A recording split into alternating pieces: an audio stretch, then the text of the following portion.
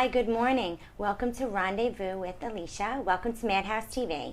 Corinne and I are here. We have some very, very special guests.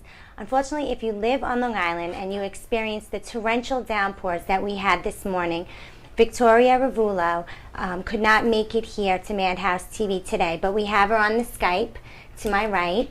We also have an attorney and psychologist, Rob Goldman, who is the co-author of her book, and they also are involved in charities and special programs together.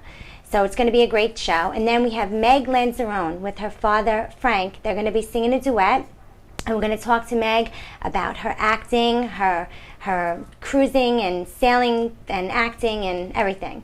So welcome. Corinne, how was your week? Hi. And Corinne is here too. Okay. How was your week? It was a good week. I think we had a great week. Gloria Estefan at the Paramount, 45 minutes with her. I don't really know how much better we could get, except for that you went to go see a whole bunch of stars after that. I did. I had double events that night. Yeah. Yeah, that was good. Thanks for making some time for me. Who'd you see? You're welcome.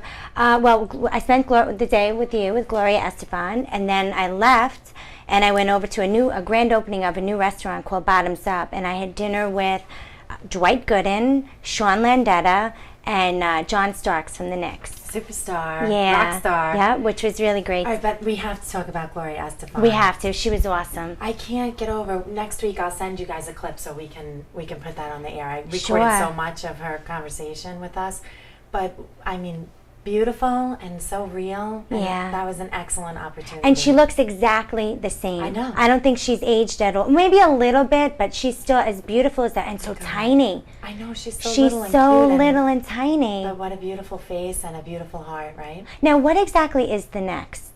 It's a reality show? The Next is a reality show that's kind of like the American Idol and The Voice, but I guess what their idea is to take that contestant, that star, that rising star, and to cultivate their personality overall to the entertainment industry and mentor them. So for 30 days they do that rather than just, I guess, you know what, I got to be honest, I never watched The Next. I mean, I never watched, I watched The Next now. Sure. I never watched American Idol or, I'm not a reality TV girl at all. Right, sure. I know you wish that I was. I wish you were. Because you want to talk about that. You're dressed beautifully today, like a reality TV star. Oh, like really? Jersey Shore. You like Jersey Shore? You like Jerseylicious today. I like it. This is Long Island delicious. This is sitting in traffic and having that was horrible rain, right? The Sagatos is completely blocked, and it really made me think about Victoria's story today. Being on the highway and knowing that you are touched by this, and the kind of that the same thing today, that somebody was in a tragic accident today. Yes. So the news crew's running down on the Sagatos. I don't know what was wrong, but there's lights out, there's police everywhere. That's so sad. It's really, really sad.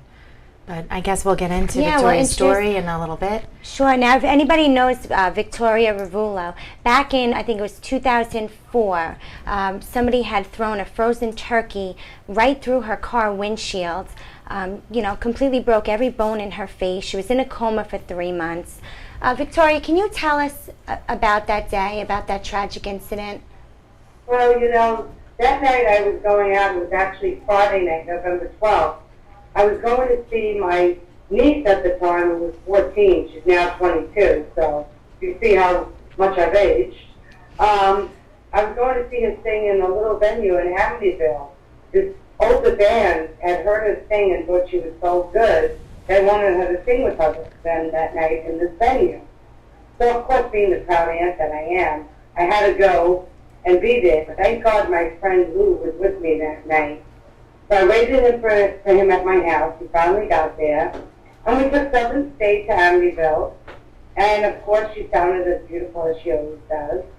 And around 12:15 at night, I decided to run out to my car because my sister's an animal lover like me. She has a dog. And I bought a dog this morning and I wanted to go get it to give to my sister to gift to her. So as I went outside, I noticed that the rain became a rainy, wet snow, and I do not like to drive in the snow, which you'll know why in a little while. So I decided, when we got in the car, I said to my friends, you know what? let's take Sunrise Highway home. This way, if it gets really bad out, I could always go over to the side of the road and wait it out, or you could take control of the car. So we thought that was a good idea, not realizing I was putting myself in harm's way instead of taking myself out of harm's way. So I took Sunrise Highway going east to Nichols Road going north to Portion Road going west. I was one block from my house. And anything else I tell you after this is what everybody told me, because I didn't wake up till over a month later. I have no recollection of the amazing hospital and staff that saved my life, Stony Brook Hospital. I only remember waking up a month later in the rehab hospital, St. Charles. So, it was really scary, because I woke up, it must have been over a month later, and it was like 3 o'clock in the morning. And I woke up and I got a chill through my body, and I went, oh my God, someone in my family got hurt. Because I didn't think it was me who got hurt, because right before the incident, like 6 months before the incident, I was on a physical fitness regimen. I mean, I was working out every single day. I was leg pressing 190 pounds. I was throwing 40 pounds. I was in excellent physical condition. So I had just lost 60 pounds. I didn't think it was me who got hurt. So, my body, the first thing that came to my head was somebody in my family got hurt. And they just put me in this room just so I'd have a place to rest before I really went to go see the person who was ill. That was what was going on in my head. Until I made it up and got into the bathroom and splashed my face with water, and I looked up into the mirror, and I saw the tracheotomy tube, and I went, oh my God, it was me who got hurt. But the first thing that came to my head was, thank God it was me and not one of my sisters. And I nonchalantly went into the bed, and then they gave me my medication, oxycodone, liquid form. It was so strong. They would give it to me every 6 hours. 5 hours out of the 6, I was asleep. So, and then the next day, my sisters were coming in to tell me what happened. And they were so afraid, they had no idea how I was going to react. So they made sure that the psychologist and Dr. Simmel who was taking care of me were there. And when they told me the story, the first words that came to my head were, do those kids realize how they ruined their lives as much as they ruined mine? Then I'll be honest with you, I just wanted to get out of there. I hated anyone taking care of me. Well, Victoria, Victoria, what exactly happened that evening? What I was told was some kids, first of all, there was kids that went to Island 16 and were in the parking lot, and they were going through all the cars to see which was open. And they found one that was open, and the lady had a pocketbook in the car. And they stole a credit card. And with that credit card, they called their other friends, which was Brian and the other kids. And they all got together and they went on a shopping spree. With that shopping spree, they bought 20-pound frozen turkey. As they were coming down Portion Road, they were going eastbound on Portion Road. I was going westbound. Ryan hurled the turkey out of the back seat, which went right through my windshield. Thank God it hit my steering wheel first, and then it hit my face, and I was just knocked out. Thank God my friend was in the car with me that night. Every Farmansville fireman said, he truly helped save my life. Because he actually pushed my foot off the gas, pulled the car over to the side of the road, and held my head up so I wouldn't choke to death in my own blood. Wow. So thank God he was in the car with me that night. Now, did your friend realize that was, like, at the time, that was actually a frozen turkey that came through the window? Did they know what it was? He had no idea. Thank God, years before when he was younger, he was a volunteer fireman, so he actually knew what to do, because he truly did help save my life. But he had no recollection. He had no idea what was coming through. As a matter of fact, after they got me out of the car and one of the firemen pulled the turkey in the back seat, they were questioning him, like, did you guys go shopping or whatever? Because they found the bird in the back seat of my car, and he's like, no. you know. So he had no idea. So you woke up a month later. You were in a coma. You woke Yes. up a month later, and from what I've read, they said every bone in your face was pretty much broken. Oh yes, and as a matter of fact, for a whole week they couldn't work on me because the swelling in my face was so bad they couldn't get any determination of what my facial features were. So for a whole week, my family and friends had to come up to see me with my head all packed in ice because they were afraid that they actually put me in an induced coma because they were afraid that my brain would swell bigger than my skull and then I would die. That's why they put me in an induced coma, so there would be like nothing going on. And for a whole week, my family and friends had to come see me with my head, my skull all packed in ice, and then just extra tape holding my face together, and my left eye was somewhere out on the left side of my face. So for a whole week, that's how my family and friends had to come see me until they could find some idea of what my face looked like before.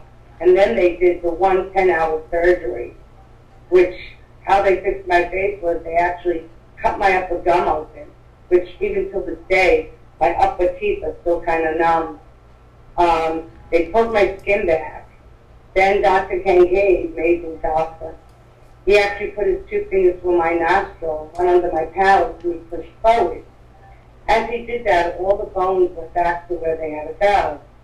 So then they take these really minute little circle titanium plates, and it's titanium because that's the metal your body least rejects, and they position them on the major fractures in my face, and they screw them into the bones. I had 3 in my left cheek, 1 in my right cheek.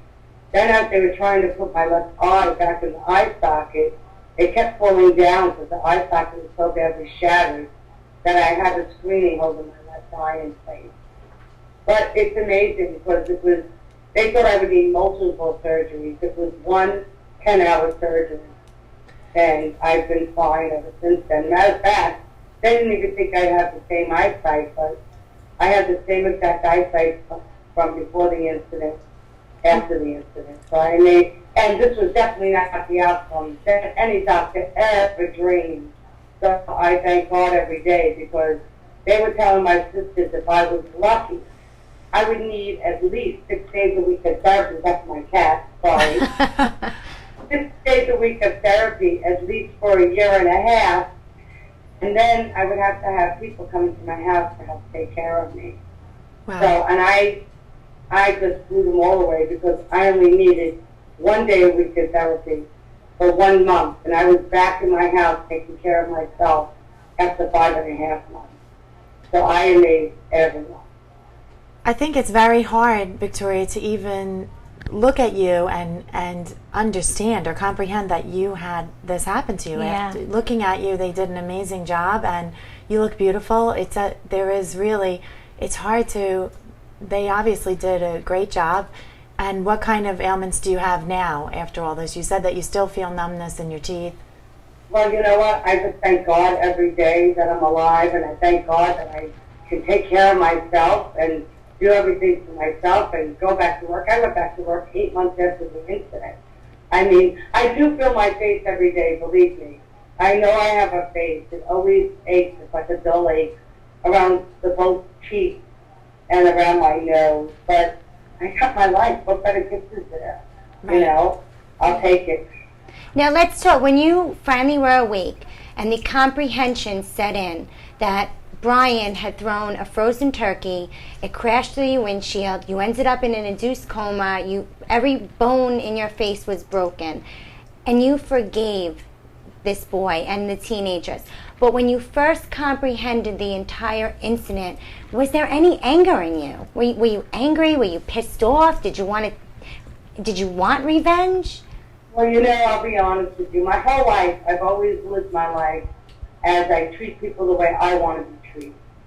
And I'll be honest with you, when I found out what had happened, you know, like I said, the first thing out of my mouth was that I realized how they were in their lives as much as they were in mine. I'll be honest with you, I didn't think about them. I just wanted to get back to life. I just wanted to get back to doing what I was doing. I just loved life so much. And I'll be honest with you, there really wasn't, because in a way I knew it wasn't meant for me. I mean, to me, when I first, I'll be honest with you, after I stopped all the medication, it was 2 weeks after I was released. They started taking out all the metal from my mouth, because my mouth was all wired shut. I had to learn to talk like this. But I did, because I was going to get out what I had to say. Anyway, when they started to take out all the metal from my teeth and the tracheotomy tube, they told me to start weaning off the medication, because they were afraid I would be addicted to it because it's so strong. I just stopped it the next day. And I'll be honest with you, I went through the emotions of crying myself to sleep, questioning, why God, why me, God? What did I ever do that was so bad? Why me? And then one night I just realized, God is everywhere. That's why it happened to me.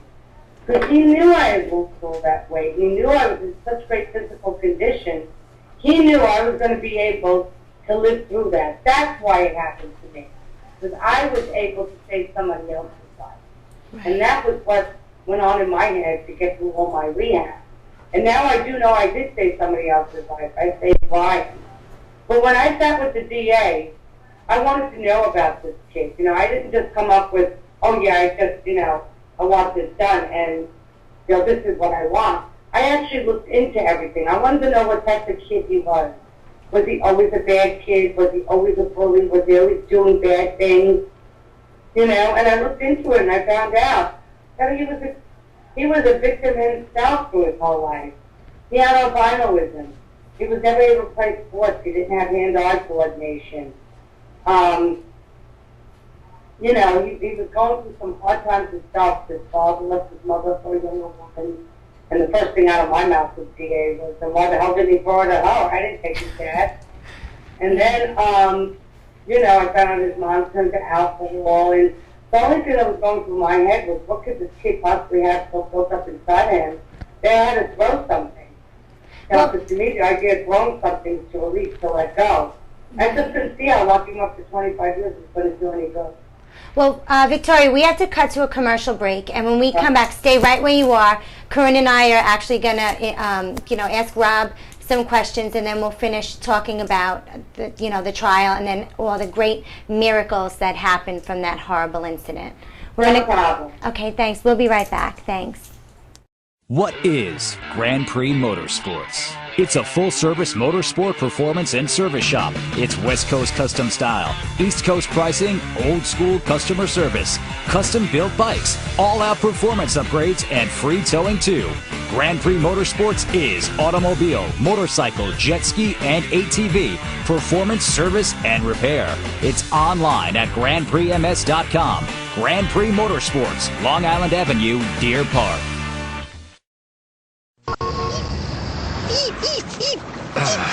Ray, I don't know. Are you sure clicking this thing will get us online?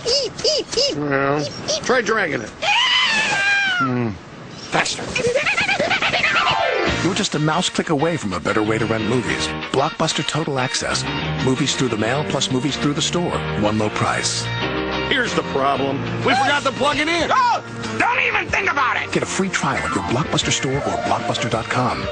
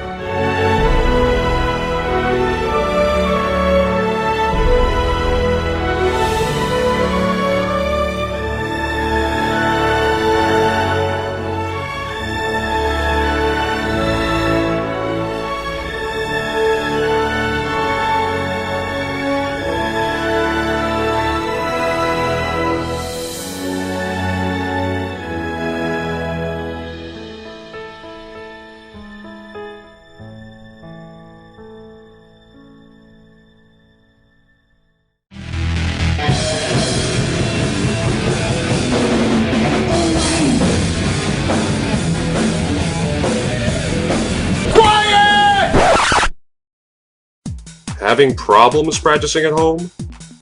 Not enough space for everyone? Are neighbors giving you problems over sound levels? Then come down to Long Island's #1 music rehearsal studio complex today. Phase 1 in Farmingdale, New York is your place for band practice, open jams, auditions, and recording sessions. For over 25 years, Phase 1 has been the home of countless bands of all styles who develop their musical acts right here. Our highly affordable, state-of-the-art equipment, immaculate spaces, and professional service are always available to meet your musical needs. Phase 1's well-managed, soundproof studios guarantee the highest level of privacy, allowing you to explore your creativity with zero interruption. Are you ready to showcase? Then check out Phase 1's 1,500 square foot super sound stage, complete with all concert quality amps, drum sets, sound engineering, and professional lighting to accommodate you and all of your guests. So, whether you're ready to take your show on the road, or you just want to jam with your friends, then come on down to Phase 1 Sound Studios, where music begins.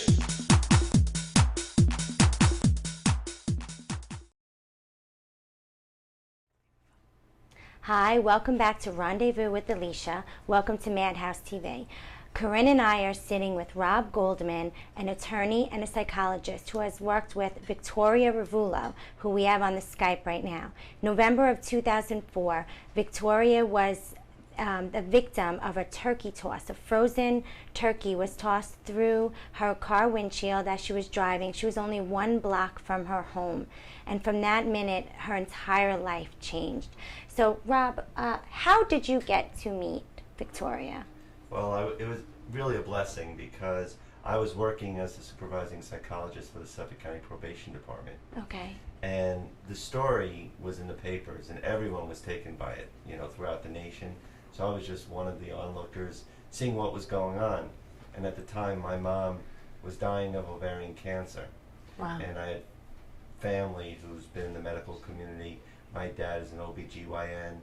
So he saw that my mom wasn't going to really get better because ovarian cancer is such a horrific cancer. It's called the silent killer with women because it's so late to become detected. Anyway, when the story of Victoria broke in the papers, they were talking about this woman defying the medical odds, healing.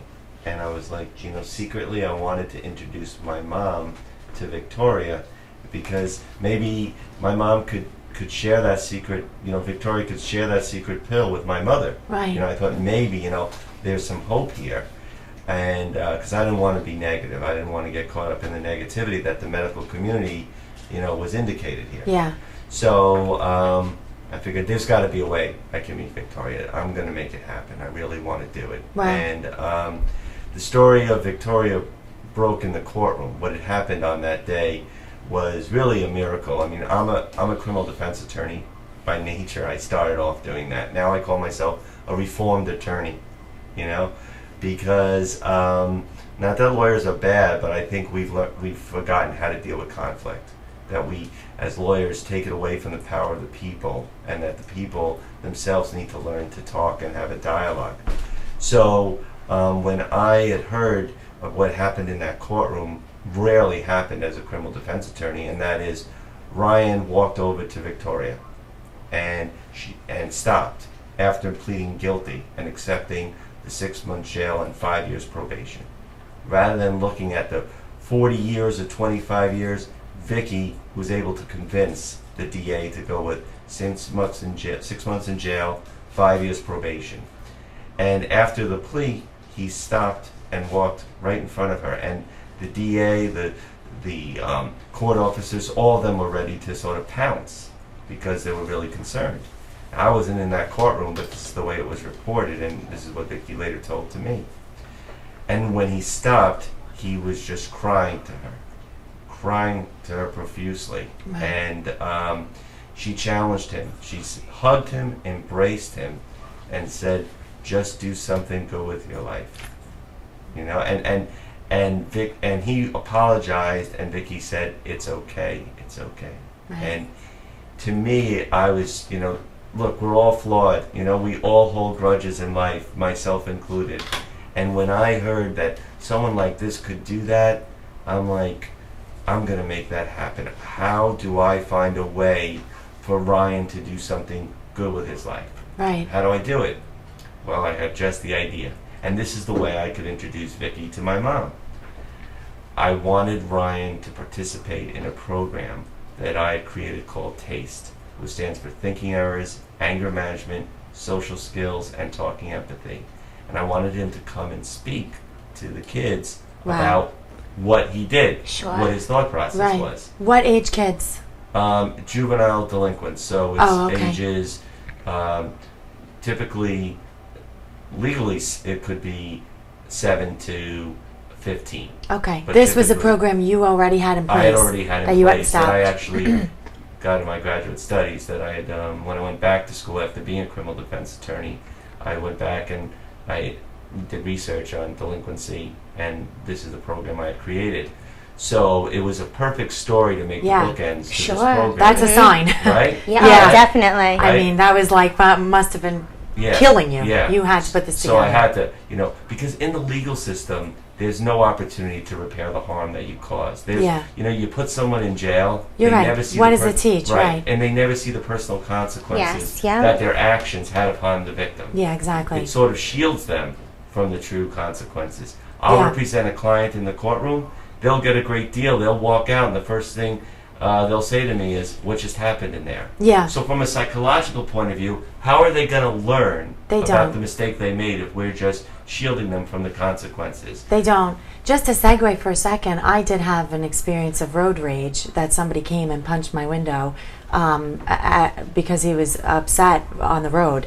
And I almost lost my eye. And I have to be honest with you, he went to jail for a couple of months and had to pay me back whatever damages of my car, but never responded or learned or anything what went on or how he affected my life for the many, many months after that. It was hard to even look at me. Sure. Yeah, we don't take the time to do that in the legal system and in our You're own absolutely right. personal ways. When we hurt someone, we don't have dialogue. We don't talk. At best, we may use our texting. You know? And so many horrible things are read through the texting, especially if you don't like someone. Sure. You know, you could say, have a nice day, or you could say, have a nice day. Totally you know, how you say it. You know, one couple I work with, they were doing, I was trying to get them to talk to each other. They were going through a divorce, and they resorted to texting rather than talking. And I said, you can't do that. Right. Because, you know, it's just a destructive way of communication. Yeah. So she's like, well, yeah, because when he texts me, he yells at me. I said, how do you know he's yelling Yell at text. me? They're in caps lock. Yeah. And I'm like, what have we fallen into? Yeah. Right. And the same thing goes for our children. They don't know how to have dialogue when we're in conflict. Right. And if we don't face the person that harmed us, like you, the bully gets bigger and bigger and bigger. Yeah, you're right. Well, so how did So you your actually program- meet? Yeah, how did the program get well, to Vicky meet? represents that. Vicky represents someone who actually faced her, you know, her fear in the face and took and humanized her enemy, you know? Sure. Our knee-jerk reaction is to dehumanize. And when Vicky said, I asked about this person, she wanted to really know what type of person would do this. And when she said, do something good with your life, I had to get Vicky's okay to make this part of his community service. Okay. Community service that she wanted was 100 hours, but it wasn't really connected to the crime. Right. You know, community service is usually cleaning up the street. What do is you that learn? going to teach What is you? that going to Right. teach No, you? he got 5 years probation. 5 years probation. Was 100 6 hours months. of community I think it was service? actually 1 year of community service. I was going to say 100 hours. 1 That's year. like Yeah, 1 year of community And service. how Not old a was lot. Ryan at the time? He was 18 at the 18. time. 18 at the time. So, I'm thrilled at him though, because he had to do that for 1 year, speak to a class and let them know about his stupid, ridiculous act once a month. And I figured, what a great community service. Yeah. And he would have to help us, have to teach other kids about his stupid, ridiculous thing, help them maybe not do it. And maybe this way he can understand why he did such a stupid, ridiculous. Sure. I would have liked to have seen him And the taking care of wonderful you. thing Yeah. is, And it's got to be Well, humiliating to have to talk about a personal thing, a horrible thing that you did. It was really humiliating because he wasn't a speaker. You Right. know, this was not easy for him. Right. He was very embarrassed by And what he was did. all over the papers on He Long was- Island, so and- that had to be right. completely humiliating. Right. And what thrilled Vicky so much is that after the 1 year of community service, he did it for another 3 years. Oh, he did. So okay, good. that was amazing. Like that we were filling his need as well. That we Wow. were developing competency. On his own accord, he On his decided own to do accord. that. And this- Oh, that's what I was going to ask Yeah, also. yeah, sure. and this is what he wanted to do. And when I wanted Vicky to do it just once, you know, I wanted her to come and speak, but to do it, to videotape her, because as a psychologist, you have to be sensitive to not re-traumatizing the victim over Yes. and over again. Yep. I was afraid that her retelling her story would be, you know, A trigger. exactly, and But it can unfair be to her. therapeutic. It can be therapeutic, Depending but I on didn't know the what I was person. dealing with Sure. when I was reaching out to Vicky, so I dealt with it very, you know, in a delicate manner. So when I asked Vicky, I remember speaking to her like, you know, she was my guru, you know, because to me she's my hero to this day. Yeah, So I think she's asked- everyone's hero Yeah, I right think now. so. So I asked her, why not? Can I videotape you? So she says to me, why videotape me when you can have the real thing? So you Ooh. knew. So 7 years to this day, you know, Vicky's never left me. Right. Oh. And as this program was progressing, and the way we present these, the Vicky and Ryan at the time was, I talk about the case to the kids and their parents. We meet in separate rooms, and I would ask the kids, what do you think Ryan was thinking when he did what he did? Right. And they go through it, oh, he wasn't thinking and all that. And what was amazing is that I would say, you know what, we don't have to guess because he's right here. Wow. And it would That's they'd compelling. say like, holy, Right. I don't know if you can curse here, but Don't curse. but we- he was just, they would Yeah. freak out, and it was amazing, you know, Yeah. the effect, Yeah. because these kids could relate. You know, for me to speak is one thing, but Right. Oh, we yeah. have such richness in our community that we can rely on to use people like Ryan. And with Vicky, it's the same thing. Yes. And I show the pictures of Vicky and the trauma she went through. And I say to the kids, now, is that your mom there? Imagine you find out that this happened. What do you want to happen? What are you going to do? And they say, oh, kill them, you know, find the kids, beat them up, revenge. And I said, you know what? You don't have to even wonder why, because she's right here. And that's when the hardest Wow. of kids and their families, no, it's like Punk'd. You know, Yeah, it's like Candid Camera too. Yep. You know, they all like the parents who were so angry that they had to come here for the first 2 weeks Yeah. start crying. Yeah. You know, and it just is so transformative. And it was having such an amazing effect. I said to myself, you schmuck, you know, you got to write this book. Right. Because there's so many good things were happening because of what Victoria did. Right. That I wrote the book and with Victoria. And what was amazing, it was therapeutic for me because I was able to interview all the people, the surgeons that Victoria has spoken of, Dr. Kincaid, the detectives, everyone. And I found out through my own discoveries is that Vicky is the real deal. Everything Yeah, she she tells is. you is 100% the truth. Something we learned much more powerful than a textbook. Yeah. Now, the name of the book is called No Room for Vengeance. We're going to talk more about that Yeah, when we we come gotta hear about back. that We book. have Meg Lanzarone and her father Frank singing a duet, and we're going to end the show with Meg and Frank up here because I think Meg has a couple questions that she would like to ask Victoria also. So enjoy the commercials.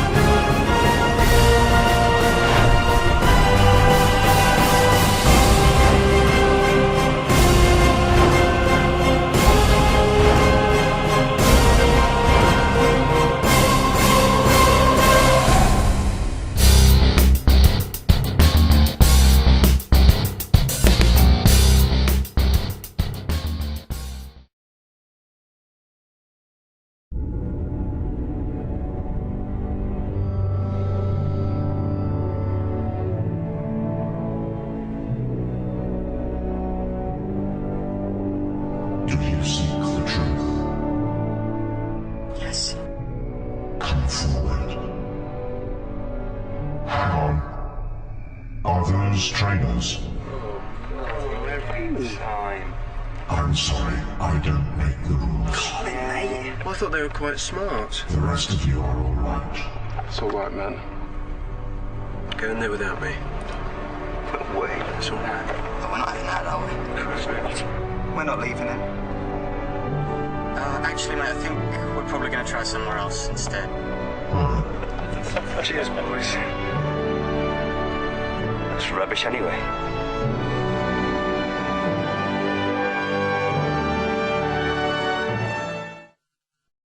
Hi, this is Mickey B, the Prince of Rock and Roll. Join me for a special oldies show, Volume 2, Saturday, September 22nd, 7 p.m. at the Patchogue Theater, celebrating their 50th anniversary, starring the Duprees. The Brooklyn Reunion, Jimmy Gallagher and the Passions. Emil Stucchio and the Classics, The Mystics, Barbara Harris and the Toys, Larry Chance and the Earls, Still in Style, and Directions Limited. For tickets and information, call 516-822-9612, 516-822-9612, or MickeyB.com, sponsored by. Hi everyone, welcome back to Rendezvous with Alysia. Alysia and I are here speaking with Victoria Ravulo and Rob Goldman about the tragic story of the day that she got hit in the face with a turkey while driving. But we have learned that there's been a positive message that's come out of all this, and we're really excited to have Meg Lanzone and Frank, her father Frank, who wrote this wonderful song. We'd like to listen to them now.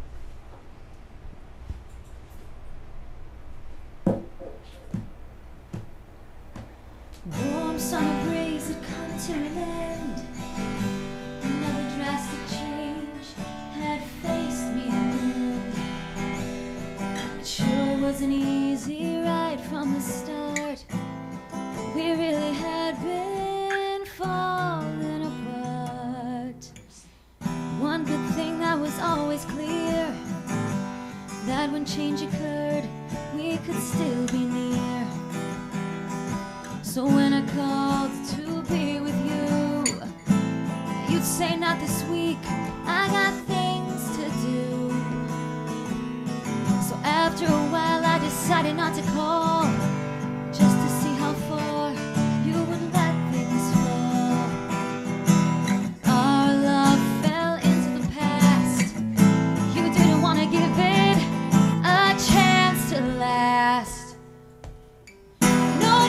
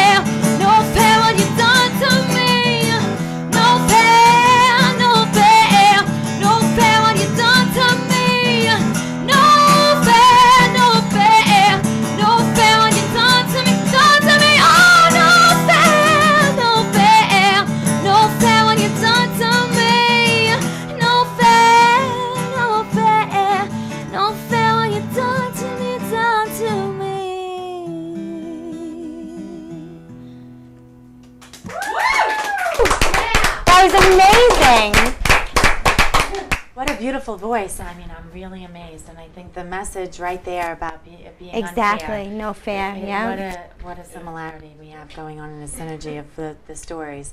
But we're going to speak more about your book that you've written, and also speak to Megan Frank at Lanzone after our commercial break. Thanks so much. I was nervous about selecting the perfect paving stones for our project. There are so many choices, I didn't want to make a mistake. After all, it is our home. It had to be the most beautiful patio. An exquisite driveway. A stunning backyard oasis. I chose Astro for the largest selection. The best prices. The magnificent displays. The finest service and expert advice. I chose Astro. Astro Masonry and Supply. Call 631-242-2567 or go to astromasonry.com.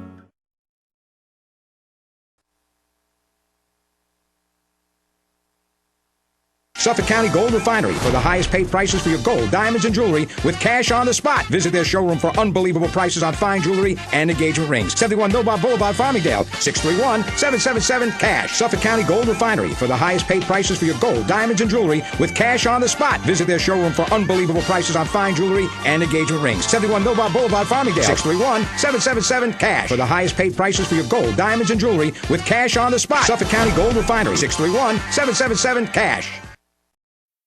This is Tom Mealy for 1-800-INJURY-LAW. You know, for years, you've heard me talk about people injured in accidents, soft tissue fractures, sometimes even worse. I've made it very clear that you need to understand what happens to your body when in an accident, especially a soft tissue injury. Now, let me get something straight. Firms that try to duplicate my message don't stand up to the years of experience of this team. The bottom line, I am Tom Mealy, the voice you've heard for years, the guy associated with the team of attorneys fighting every day to get you the compensation you deserve. By calling 1-800-INJURY-LAW, I will continue to guarantee my undivided attention as well as the attention of the most talented team of attorneys here on Long Island. Now understand this, 1-800-INJURY-LAW, we're not a bunch of prima donnas. Accidents, they don't keep bankers' hours, and neither do we. It's simple. It's the Harrison Law Group. It's 1-800-INJURY-LAW.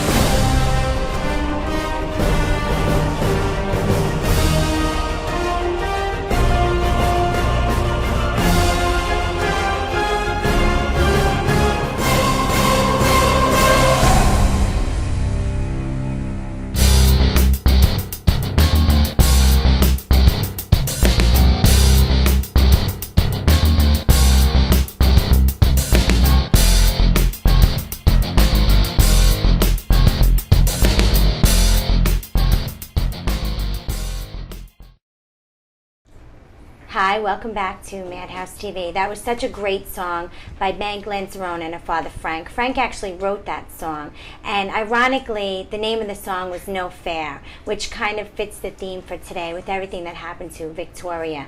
Now, Meg, you are an actress. You have performed on cruise ships. You're in a band. Okay, let's talk a little bit about that. Sure. I've been performing since I was a little tiny girl. I did my first show when I was 5. Sure. Thanks to Mom and Dad for putting me in theater. So I've been doing that, and I did the cruise ship, toured all around the Mediterranean, and singing and dancing, and it was just an amazing experience. A lot of life lessons to go to all different countries and see the people, and sure, it was fantastic. And I sing with a band now. We're called Tonight's Entertainment. And we also sing with Hank Lane Productions. We do weddings, and we're a lot of fun. We're all young and just crazy, and we have a good time. How did you start working with your dad, though? I mean, for him to write the music. Oh, that's yeah. really cool. Well, I mean, I've been listening to my dad play guitar really? forever. Oh, yeah. He's always playing in the basement, and finally we're like, let's finally do something together after all this time. You know? Sure. So this is a perfect venue just to like market that, and and finally get to perform together. It was nice. You know what's funny? Because just the song itself, it seems like it would come from like a broken-hearted young teenage girl. Like it had so much meaning to it. I was just saying before, I think I lived that a couple years ago. How did you write this? How did you come up with the It was written when I lyrics? was a young, broken-hearted teenage girl. You must be so proud of Meg. Very, very You proud. must be- We knew she had it when she sang "I'm a Little Teapot." It's been up since then. Right. So we have a lot of fun. It really is a lot of fun. Now you have an upcoming performance with your band, right? We do actually. Okay. We just booked a gig on Fire Island. No, I at the love San You just were Juan. there partying. Oh, get out of here! She was, yeah. I've actually never been, so I'm pretty Oh, excited. I don't really? think I have been, but it's on August 17th. It's a Friday, and we're gonna play Great. at the Sandbar. Oh, that's very. great. Is that at Ocean Beach? It's The an Ocean Sandbar? Beach. It's at Ocean Yeah, Beach. yeah. I love that place. Oh, yeah, very I'm nice. really looking forward to it. The to just sunset's go there. Yeah. there. It's you're gonna love Oh, it. I'm so excited. We all We're have to gonna- go. Yeah, We'll we be there. should go. When will Now- you be there? August 17th. I'm not sure what okay. time it starts, but whenever the We'll just wait the all party day for Meg. happens. Now, will you be joining her? You gonna? Do you perform together live ever, or? No. This is the. This This is the first time. performance. Oh my Yeah. God! This is your first live Yeah. performance. Besides, you know, Besides the family, basement. and family and Oh friends. my gosh! Honored. Wow, Yeah. and it was So beautiful. it was really fun. We've jammed and stuff Yeah, before, yeah. but nothing broadcast. So, So, it's That's cool. It's great. exciting for us as well. That's It great. really It sounded perfect. Oh, and good. You guys work so well together, and it's such a nice thing to see. It's an interesting dynamic too with working with a I family member. definitely, You know, you have definitely. those butthead moments. Sure. but It kind of helps because you get stuff done. And it's so. a connection Yeah. too. It's Oh, yeah. it's growth Oh, yeah. and it's connecting. It's a really nice Oh thing. yeah, it was nice. It was finally after 26 years. To Now, do you finally feel, Rob, that you are almost a relative of Victoria? I mean, Oh, you've been abs- together it's for funny, so It's long. funny that you say that. The other day, Vicky was at my house and we were having a glass of wine, and she's like, "This wine's no good, you know." She goes, "Try it." So, like, I'm sipping from her glass, and my wife's like, "Give her another glass." And Vicky says, "Please." He's like my younger brother now. So, Yeah. definitely, I'm honored to be part of that Sure. side because, as I said before. We learned so much from her, and like you two are a team. I feel Vicky and I see I'm that. proud to be part of it. Yeah, definitely. Now, I have to ask you, did Vicky end up meeting your mom, Rob? That's a great question. Unfortunately, no. But what I've learned from this, my mom passed, but it wasn't meant for for my mom to meet Vicky. It was meant for me to meet. Oh my God, sure. Because Yeah. so did I. Yeah. Because I was so angry when my mom passed away that I was, doing something that it was unfair. Unfair that my Unfair. mom died and I was taking Wow. it out on everybody. And Vicky taught me, it's not about the unfairness because life is unfair. It's what you do with it that counts. Definitely. Rising above, and she is such the inspiration and poster child for what to do with unfairness in your life. And if Vicky Yeah. could heal, we could all inspire. And that's really what I hope people take away from Vicky's story and why we wrote this book is Yeah. because we should never forget the tragedies that happen in this world. Yeah. But we Sure. also need role models, modern day role models of people who have taken that unfairness and have risen above. And- Does and this that's remind you of anything, A Alicia? lot. Corinne and I are writing a very, very compelling novel called Farewell Walton, and it's kind of the basis It's a of similar our book. message. Very, very similar. Overcoming something and, Right. and that there is unfairness all around us, but it is Yeah. what you do with it. And It's it's- your choice. It's I think it's always easier to hold a grudge, Oh, yeah. and it really takes a lot of strength to forgive Sure. and to move on and make yourself a better person. So Well, we have to start wrapping You're this up. actually helping yourself. Yeah, not the other absolutely. person. 'Cause Yes. that other person probably doesn't even know that you don't that Right. that this is bothering you. Yeah. So you know what? Really, is that really for yourself, not Yeah. for anyone else. Right. yeah. Well, Victoria, we have to start wrapping it up. I just want to say Unfortunately. thank you so much. Where can we find your book, No Room for Vengeance? And then I want to ask where we could find you. Yeah. It's on BarnesandNoble.com and it's on Amazon.com.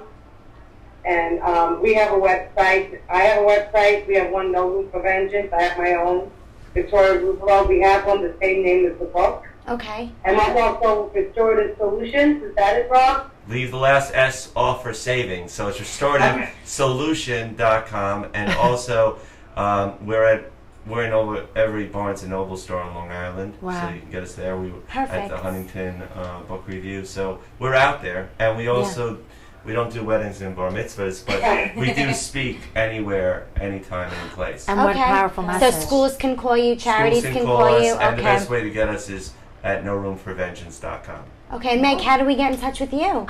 Best thing to do is visit my website, www.meglanzarone.com. Okay. All my information's up there, upcoming projects, stuff with the bands, theater stuff, so it's the best place. All Facebook links and everything. And Great. YouTube. Okay. Now, are you, well, obviously I know, I met you, I found you on Twitter. We're How on about Twitter Facebook? and Facebook, so No Room for Vengeance on Facebook, and myself and Victoria. Right, and the dog. And the dog, and the dog, and the cat. They'll visit the website. Yeah. Thank It's you, all one big family everybody. here. Thank you so much for joining us today on Madhouse TV. This was such a phenomenal What a show. great show. Now, Thank you, guys. Corinne and I are going to be on vacation next weekend. We will not be here, but Rendezvous with Alysia will still be aired. Dan Marquardt is going to be using the set, and I believe he's having the Carfellas on, or he's going to be using the studio, and we're going to allow him to air something. I think it's the Carfellas. Just watch it and say anything. Yeah, just watch. I need You'll a little, see it when you get log on. We need a little vacation, so Corinne and I will not be here next week. So I hope you have a wonderful summer. Enjoy, and again, look for Meg Lanzarone, Victoria Ravulo, and Rob Goldman. It's a lot to remember, Yeah. guys. Have a great day. Bye. Thanks. Happy Madhouse. Thank you.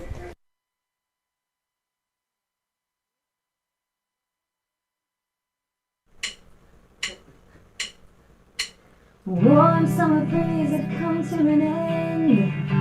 Another drastic change that faced me again. It sure wasn't easy right from the start. We really had been falling apart. One good thing that was always clear, that one change occurred, we could still be near. So when I called to be with you, you'd say not this week, I got things to do. So after a ride I decided not to call, just to see how far you would let things fall. Our love fell into the past, you didn't want to give it a chance to last.